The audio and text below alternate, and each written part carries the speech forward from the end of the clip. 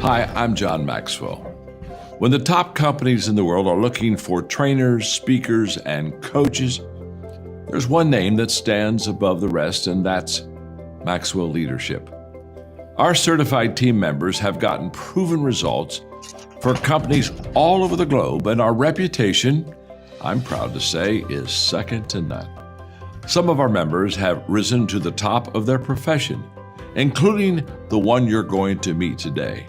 I proudly introduce you to my friend Bob Fabian Zinka. Welcome to the Leadership and Success Podcast with your host, Coach BZ. If you need to develop into a better leader, this podcast is for you. If you want to achieve a greater level of success, this podcast is for you. His mentor, Dr. John C. Maxwell, said it best: everything rises and falls on leadership.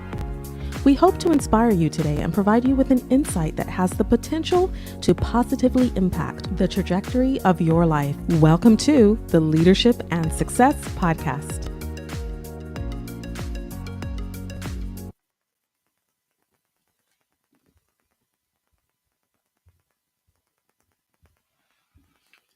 All right, everyone. This is Coach Busy. Thank you so much for being with us today. We really do appreciate this. I have a very special guest with you today. Today, we're going to be talking about Peter Cline. We're going to be talking with him. So he's the founder of Boots to Books, Service to Success, MilMentor, and InstantGroups.ai. This is very exciting. If you are a veteran, you definitely need to be here. And his journey from enlisted infantryman to serial founder is nothing short of extraordinary. But also, if you are in the industry and you love the military and you like to give sailor, airmen, Marines a chance, you need to listen to us. So without any further ado, let me bring Peter Cline. Can you hear me, Peter? How are you doing today? Perfect. Thanks so much for having me. Absolutely. We are so pleased to have you here. What an honor and privilege it is. Just to get started, can you tell us what's one thing about you that most people may not know? Oh gosh, that's a good one.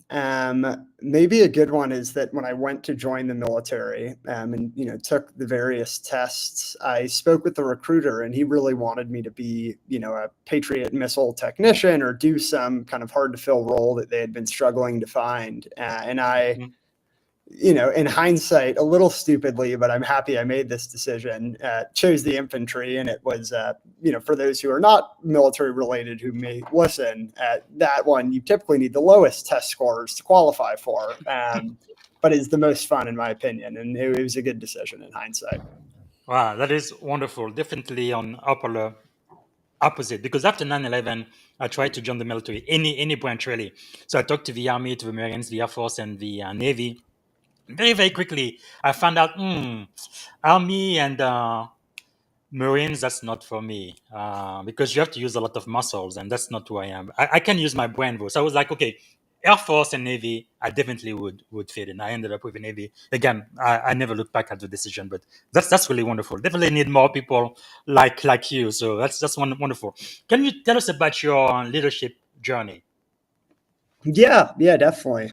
So I joined the military directly after high school as an infantryman. And so it didn't start for a while. I started as a private and then worked my way up and eventually became a team leader when I was a specialist about a year and a half into my time in the military, and was later promoted to sergeant and continued from there. But that was really the first taste of leadership I had, was military leadership, which is significantly different than civilian leadership, though it does have a lot that carries over. And it was great. I mean, I was young, 19 years old, and leading a team of people, many of which were older than me from different places and, ways of life. And so it was definitely a master class in kind of understanding where other folks are coming from and trying to make everyone happy while also motivating them to achieve whatever the goal you have is. And so got out of the service in 2020, and short after started a nonprofit based on help I had gotten from a friend named Aubrey Sign. The nonprofit is called Boots to Books. And that is grown over the last 5 years pretty significantly, to the point where, we've grown a small team. We've hired folks for projects. And after that, I've worked in several other roles and now started a few other ventures to where I've gotten to use a lot of the things I learned in the military and then further refined and developed as a professional on the outside of the military a lot in entrepreneurship. Wow, that is pretty amazing. Scholarship, job seeker, prep event, and more opportunities for the military community. I think you are one of the singlest person that does so much for the military even after you left the army so long ago. That's really, really, really impressive. Can you tell us about some of the leadership lessons you've learned as an enlisted infantryman? Especially, I think that's a very big deal. I believe you won the Fort Benning NCO of the Year competition, right? Non-commissioned officer. Yeah, I did. And that, it was more of a competition of who can be abused by the Ranger training battalion, for the longest and kind of put up with it. And I had a 5+ year age advantage on my competitors. And so that was a shoe-in to win from the start. But I think a lot of the lessons did carry over, especially, by joining as a private at the lowest level of the infantry, and that, people are inevitably going to talk about you as a leader, and they'll either talk about you as the person they absolutely hate or, think is a little crazy, but kind of are inspired by. And Yes. there's rarely that much in between. And so, what do the people look like that are on either side of the spectrum? And I think the ones who are on the inspiring and crazy side are usually the ones who are extremely enthusiastic about the work they're doing. They're very knowledgeable. And every single time there's a task to be done, or, soldiers in this case, or in the private sector, employees are being sent to do something that's objectively not fun, you should be there too. Yes. And that usually defines the good ones. And then the bad ones are, setting unrealistic standards, don't really understand how to do the work themselves, and come down extremely hard on their employees at the wrong time, or team members.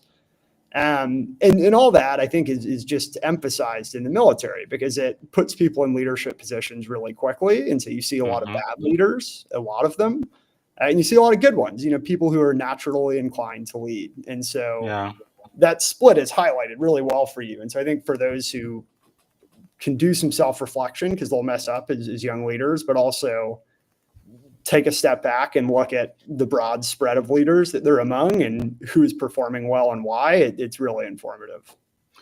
Well, that's very interesting. Just like you, when I joined the Navy 20 years ago, I was a seaman recruit, right? E1, just like a private in the Army. I pretty much saluted everything and everyone I saw back then. But my experience with you as far as leadership is a little bit different in the service. Would you say that you had more of the good, great, outstanding leaders, or your experience was mostly those people who really shouldn't be leading? Okay. Because the other thing I have found in the Navy is eventually we have a system, a way to get rid of those bad leaders pretty quickly.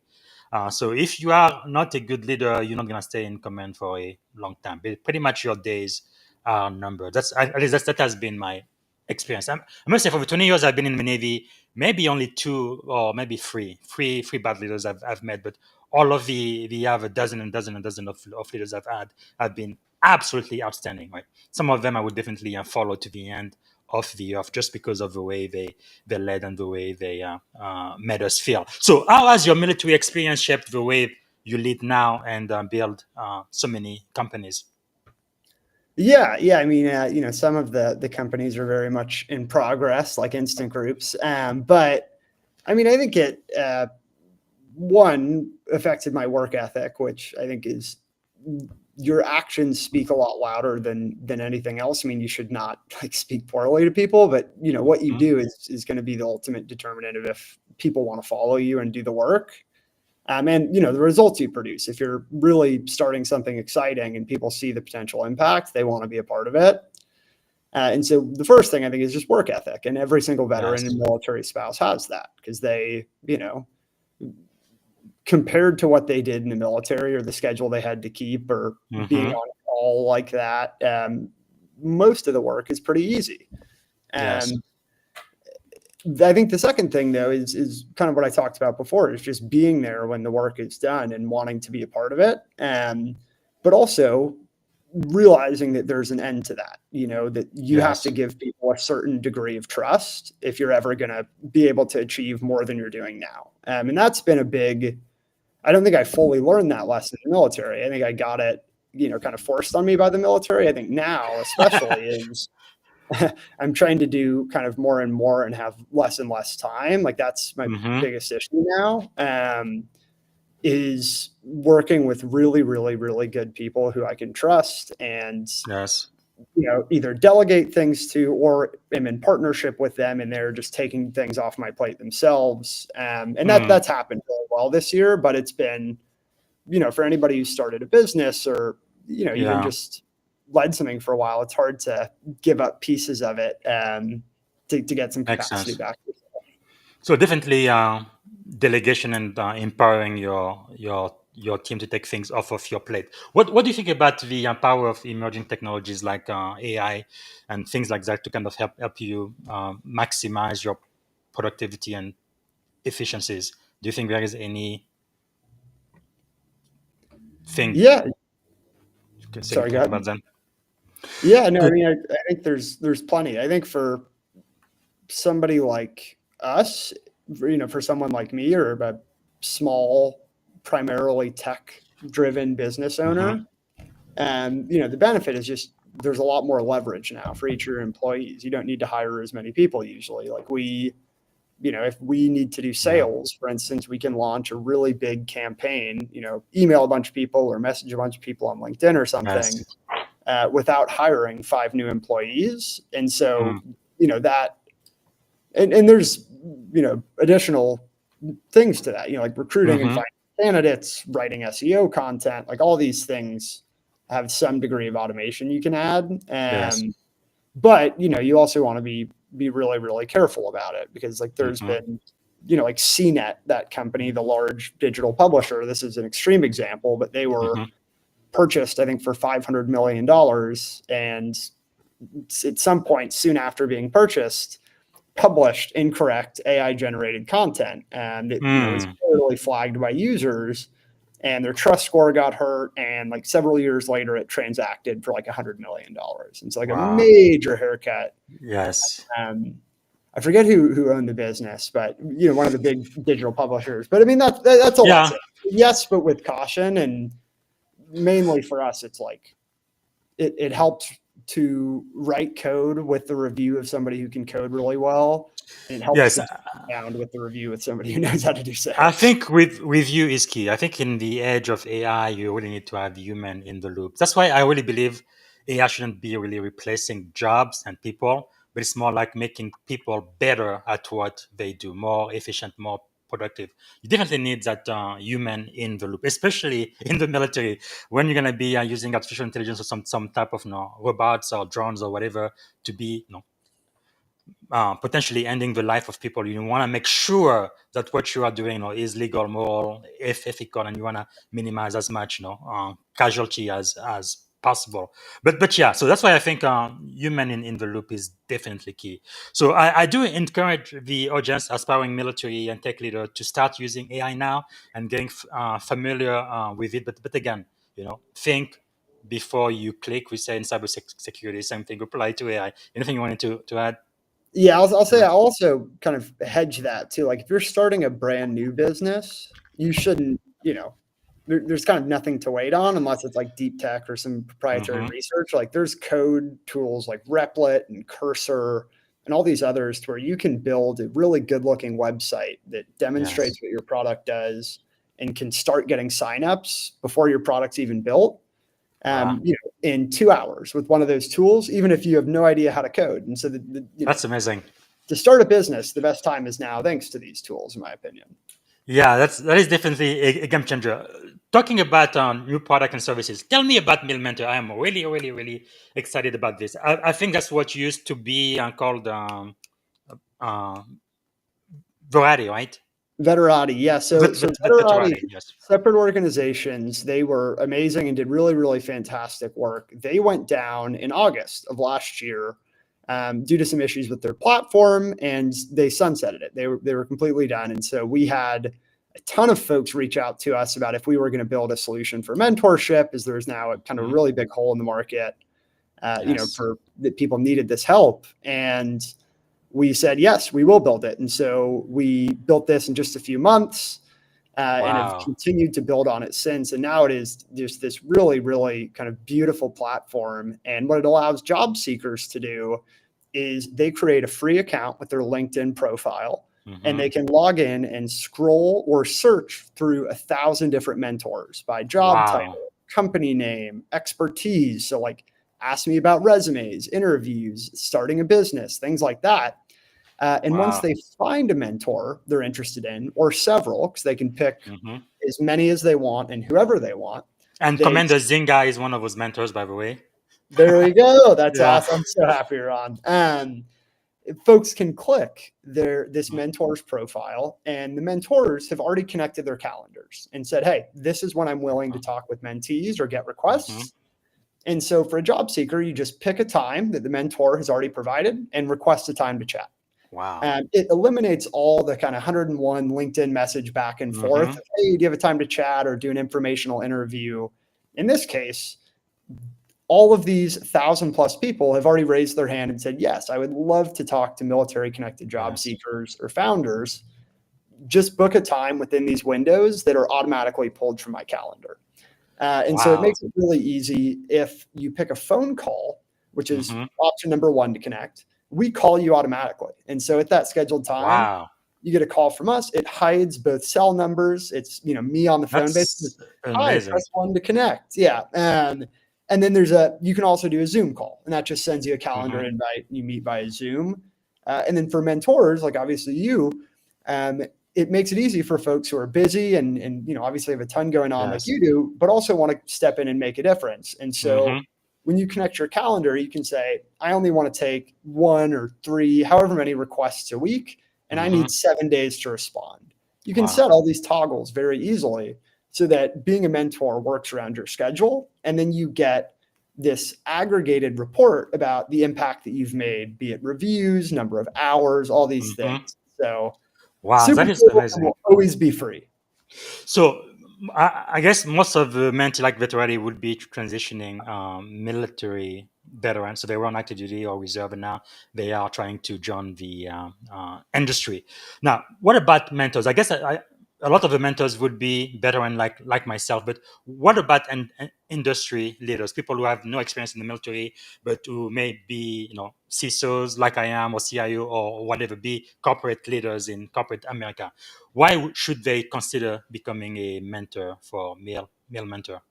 Yeah, well, I'd have 2 big things to say to that. The first is people who have no connection to the military community are very, very much encouraged to join. It's actually our biggest priority right now is mentors. And we've gotten a lot. We've made really good progress, but we want a ton more. Because if you're trying to transition from military to civilian and you only talk to people in the military, it makes no sense. They need to connect with their future coworkers, folks in industry. And so just by connecting on a phone call for 15 minutes and saying, hey, this is what my day-to-day tasks look like as, as an IT architect or whatever it is. You can really help somebody define the career they want and totally change their life. I mean, we're seeing the reviews validating that every day. And so one, sign up. I'll say the reason you should is because it makes making a serious difference in someone's life and advancing the future of your industry easy. It works on your schedule. And when you chat with these folks, that is the biggest impact you can make. It's helping them land a great career and start in a new industry. So the impact is huge. And then the second thing, that was one big block. The second thing would be if you work with a company or you're running a company or you're an executive at one, companies can participate for free. We're not adding a cost to this whatsoever. And so I won't go super into detail here, but I'll say if you're a company who wants to have a page there and be able to track all the mentors from your company's impact, give them a really easy way to sign up, it's totally free. We want to encourage mentorship programs, and we have a couple Fortune 500s and then some companies kind of all down the size chain and some government contractors signed up that will go live, I think, at the end of next month. And so join through. Wow.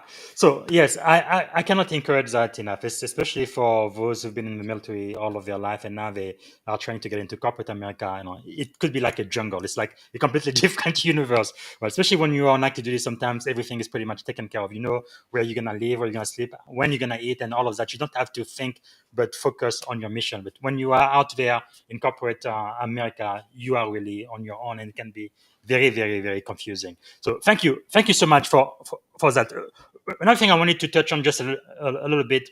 You've worked on billion-dollar M&A deals and public company carve out. How has the experience influenced how you build and scale your startup?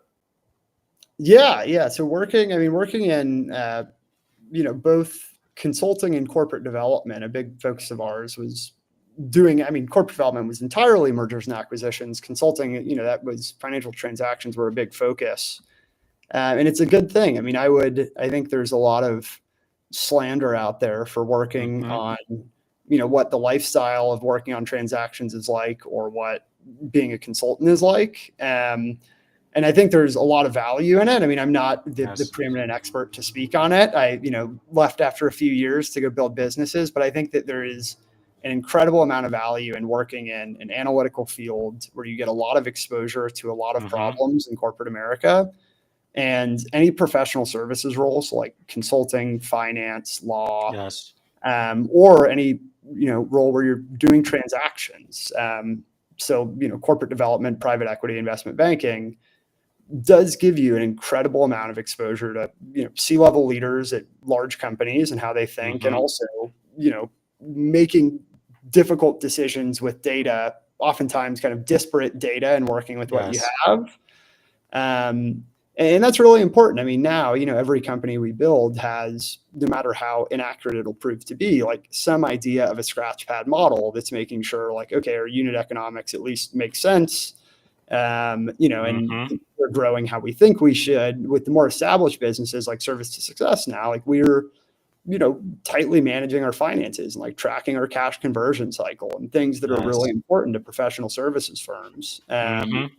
But like, had I not spent that time in finance, we never would be able to. And so there's probably a world in which, we will go invest in other companies. We've had a couple opportunities so far that we've passed on, or acquire another company. That's not out of the realm of possibilities. And that's incredible. Wow. Yeah. And so all that, the net effect of it is we won't go spend 2% plus of the transaction cost in addition to the transaction cost on a banker, because we can do the deals on our own likely. Wow. So that's that is just outstanding. So working with government or Fortune 500 company, what advice do you have for navigating slow bureaucracy while staying agile?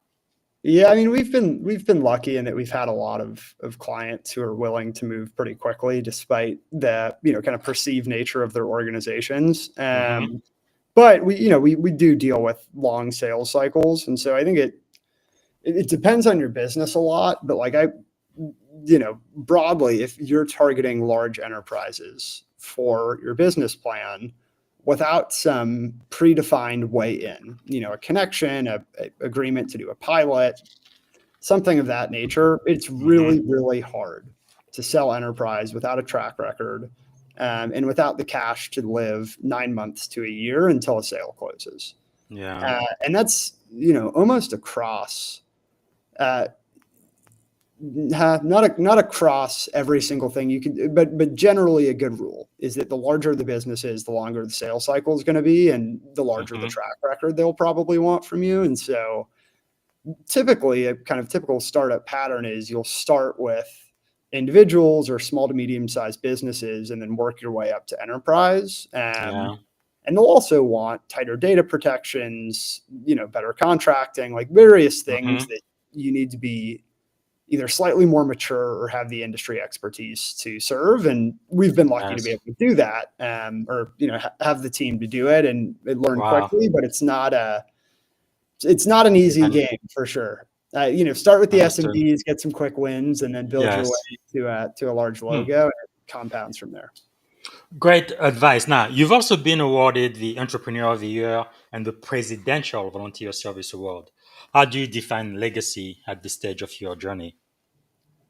That's definitely a good question. I think if my hope and the thing that will make me extremely, extremely happy is if MilMentor continues to grow like it has. I think the best thing that any of us who are doing some form of trying to help folks reach the next stage in their life, the best thing that we can get is seeing a lot of people do that, and knowing Yes. that you played some part in it. And so I think right now I'm really, really focused on seeing MilMentor reach 10,000 people by the end of the year, Wow. which Good. is a goal we've been really open with, and I think we're going to smoke. Yes. And so maybe we'll move the goalpost a little bit just to make it harder on ourselves. But that's where it's at for now. And so that's the goal now is reach that many folks while maintaining the Good. underlying quality of the connections and the impact it's having on people. I guess another thing I would add is you don't have to be a C-level executive or director to be a mentor, 100%. right? Even if you are a manager, even an individual contributor, an engineer, an analyst, you Couple can years help. private sector Yes, experience.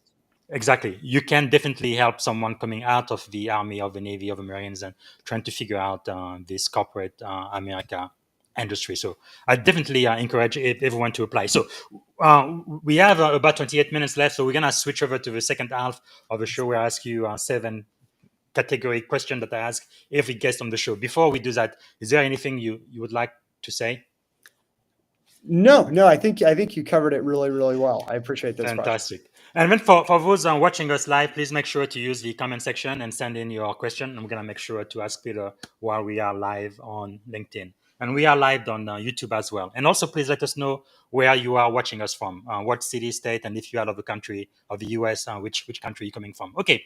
The question I have for you then, first category is, what do you think is the secret of your success? Why are you so successful? Well, I would hesitate to use the so. I think I'm building a lot of things at once, which can give the appearance of, I think everyone's got an outward appearance that they're smoking it. I think things were going very well with the business. At least you have momentum for sure. Lots of momentum. And I think Service Success has become a great business quickly. I think Boots to Books is a great organization.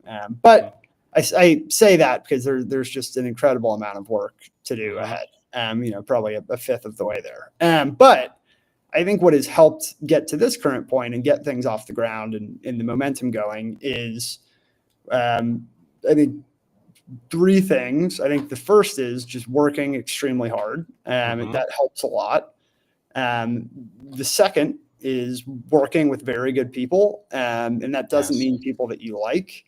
I think one of the hardest things in my professional journey so far has been finding co-founders and sticking with them. And usually it's not a matter of, it's actually never been a matter of us splitting as a disagreement, of people like not liking each other. It's been misaligned input. Like we're doing different amounts of work and care different amounts about the business, and it becomes very evident. And so working with really good people, and that's hard to do. And then I think the third thing that has helped a lot is learning from your own mistakes. And I've been for a long time, I at least was very subject to almost not reflecting on anything I did wrong, kind of, mentally blocking it out and pushing forward. And that worked decently well when most of the things you're doing are like physical challenges. But that's kind of a shift post-military that I've had to do a lot more reflection when things don't work out, especially, starting business. Like I've tried to start so many businesses that didn't work, all kind of unrelated to the one I'm doing now, like travel apps and things like that. Yes. But each one failed, and for good reason. But each time I learned something, okay, this time I learned I probably shouldn't try and build a business where the co-founder is just like so not committed. It's incredible. I shouldn't try and build a business where, I can't really figure out who the target user is going to be. It just sounds like a really cool idea. Or like, nobody signs up for a wait list first. I just start building it immediately. Or like, you learn how to use Google Ads or run a cold email campaign. It's like each one adds, but it's important for you to say like what didn't work and what did. Wow. And kind of use that and pull it all into the next one. Because if you are kind of naturally entrepreneurial and want to keep building things, it's important to do that. And so that's helped a lot. Those are, I think, the 3 things. So no, that is very powerful. Like we say on the Leadership and Success podcast, we need to fail forward, right? Don't let failure go to waste, right? And in my own experience, I've learned so much more when I failed than when I succeeded. I think it was JFK, right, who said that success has many favors, but failure is an orphan. But when you do fail, you are not a failure, but you need to learn from the experience so that you don't repeat the mistake. I think in my life in the Navy, that's pretty much what my mentors and CEOs allowed me to do, to fail in a safe environment where I couldn't do too much damage, but where I could actually learn, make mistake, and get better. And and no, not try to make failure an habit, but definitely reflect, like you say, and learn. So what do you think is the greatest leadership advice you have received so far? Yeah, I mean, I think the best advice is to be there. Mm, Having a physical presence and actually showing up and checking in on people really matters. Small things compound and count. I mean, big things do too. You like, mm, don't get me wrong. At the end of the day, people want to be part of the winning team, and so delivering results is important. So you should, as an yes. executive, be doing that and inspiring people to deliver big results with you.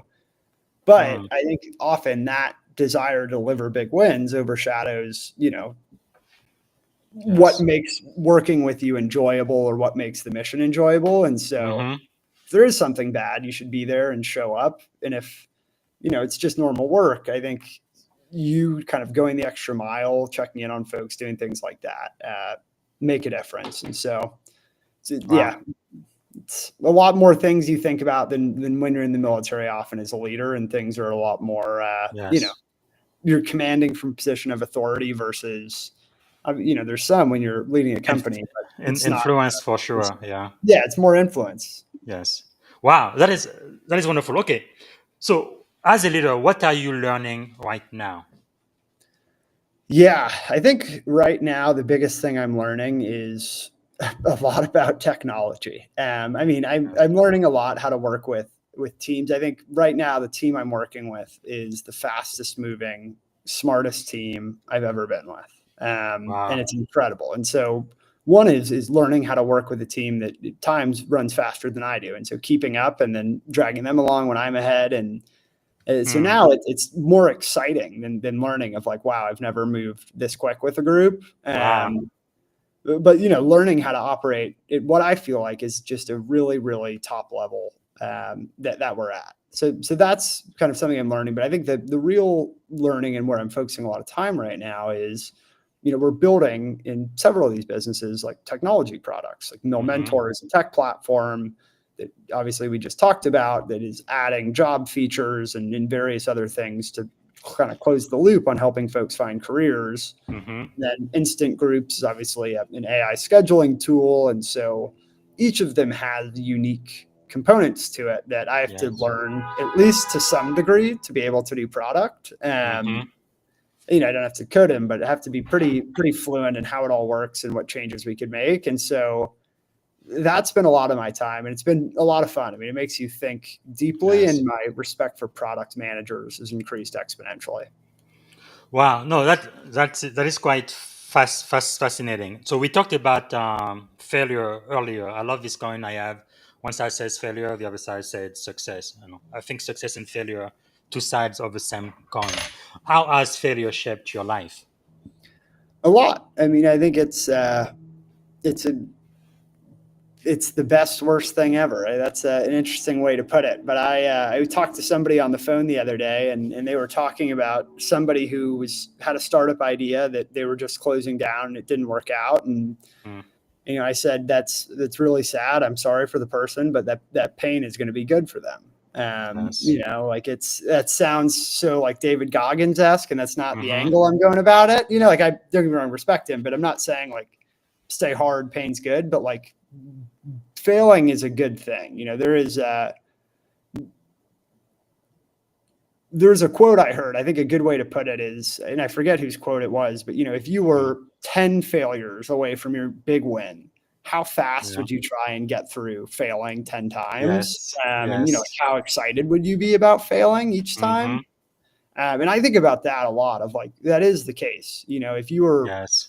really thinking through and putting effort into these ideas you have and doing research and truly giving it your best efforts for several months at a time, Eventually results will come. Sure, you may have to pull the plug on a lot of ideas, but Yes.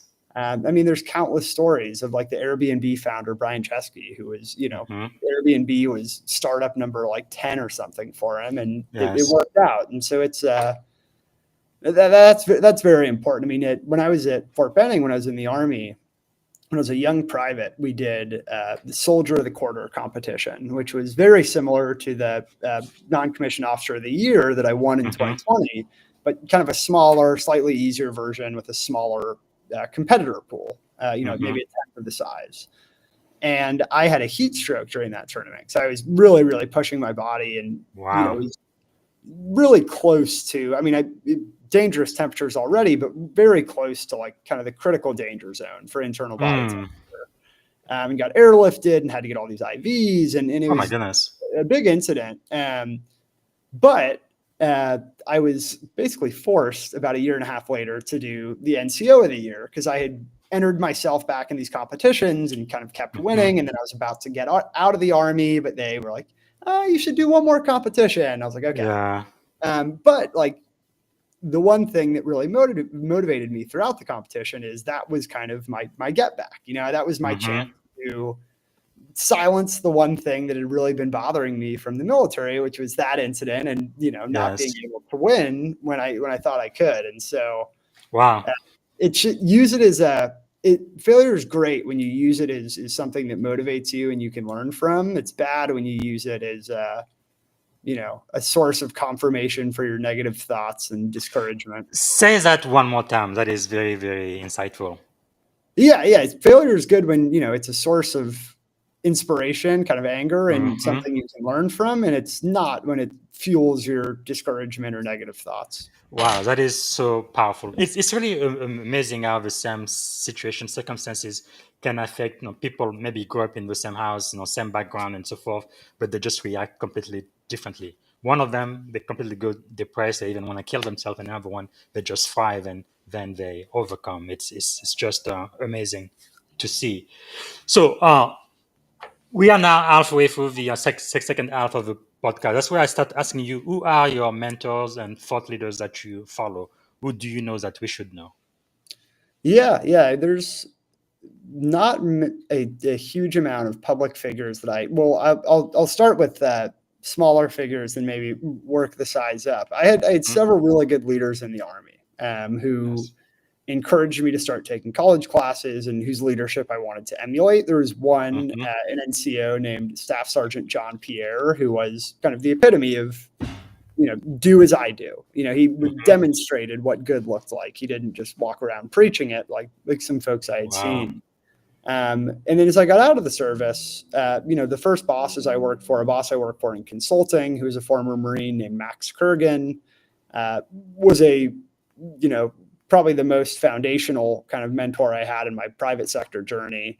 And then there's been a bunch of entrepreneurs who are far, far further than I am in their journey, who have offered support, advice, to go out to dinner, like all these really helpful things. Yes. And so that's been really good. I think in the private sector, in the kind of public sphere, I should say, there's a lot less folks who I look to emulate. I've been a Jamie Dimon fan for a while, because I think he has good judgment. Yeah, can come back from failure pretty well. But there's not many who I would, say are kind of unscathed and I would want to purely quote. I'll say Jerome Powell is there's a leader to emulate. Yes. Fearless in the face of opposition. That's beautiful. So if you could choose 3 people to have dinner with, who would you choose and why? They could be alive, dead, or mythical figures. Oh gosh, that's a very good question. Probably, gosh, I'm a kind of nerd for financial history, and so mine would be probably a lot more boring than most. I'd probably bring in one athlete of many years ago, maybe a more recent one. I was a big Tyrann Mathieu fan when he was at LSU. It's the most random addition. So maybe like an athlete or something. So I always loved sports. Probably a historical figure or philosopher of some kind who could bring some very insightful discussions. And then the third, like who? Gosh, that's a good one. Socrates. Who wrote what's the author's name for A Man's Search for Meaning again? Yeah, I know you're talking about. It's I will find it. yeah. Okay, that's a good one. I Okay, read that book a long time ago and really liked it. It was suggested to me. Maybe someone like that who would get very deep, and then probably the last would feed that kind of financial nerdiness for me. So maybe like a Paul Volcker or somebody who's around. Paul Volcker. Maybe George Soros. I don't know. I think Somebody it was interesting. Viktor Frank, Man's Search for Meaning. Okay. Viktor Frank was one. Okay, very, very good. Okay, and so we are already halfway through. So can you tell me which books would you recommend? Yeah, I mean, I think it depends on what. For leadership, I read a lot of books about great businesses that have been built or calamity in financial history. And so my best advice would be read books about the business or industry that you're very interested in, and read everything you can find that interests you, and stick to stuff that interests you, because you can find enough of it in your industry to read for a long time. And so like for me, that was finance for a long time. And so, everything from Too Big to Fail to When Genius Failed to, the Caesar's Palace coup. Yes. Okay. We already get so many. Books. That's wonderful. What about podcasts? Are you a podcast person? Do you listen to any that we should follow? So I listen to, again, to bore folks, I do listen to Bloomberg every day.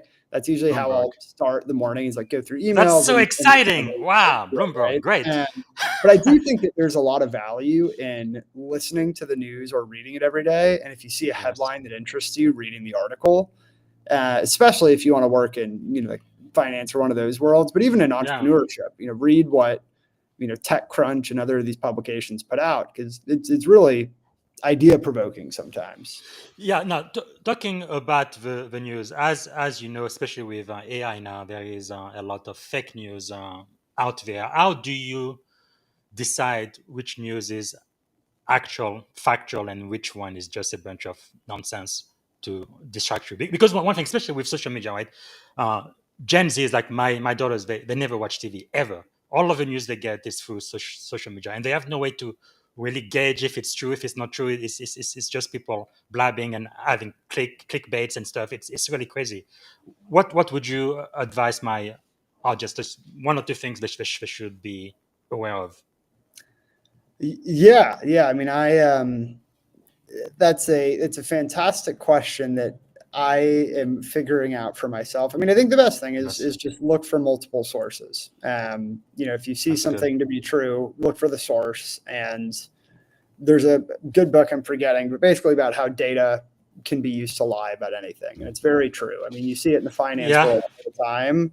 So when you see a data point that is shocking to you on its face, or a headline, you should you should question it. Because I could find a survey right now that 60% of Americans hate America, but it turns out that I've surveyed people who've been incarcerated for 10 years or more, and the sample size was 100 people. And so and that's how so much of this stuff is from so many of these half-ass think tanks. And so it's double, just put pressure on things and don't believe things at face value. And I think that's one of the issues with the information age, is we've lost our ability to think critically and question the things we read.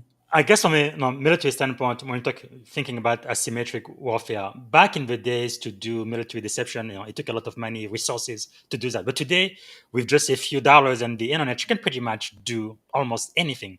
And especially even when you use AI now with some of the deepfake, even expert like myself, I can't really tell if this video is real or if it's a fake unless I'm using some specialized tool. Like maybe 5-7 years ago, you could immediately tell. Like they used to have people with 5 fingers and 7 fingers and stuff, but you don't see that anymore. Like AI has improved so drastically, and it's just an incredible world we are living in. So I think having good judgment is important. Okay, so. In this section, last thing I'm going to ask you, are you a movie person? Any movie you would recommend or music?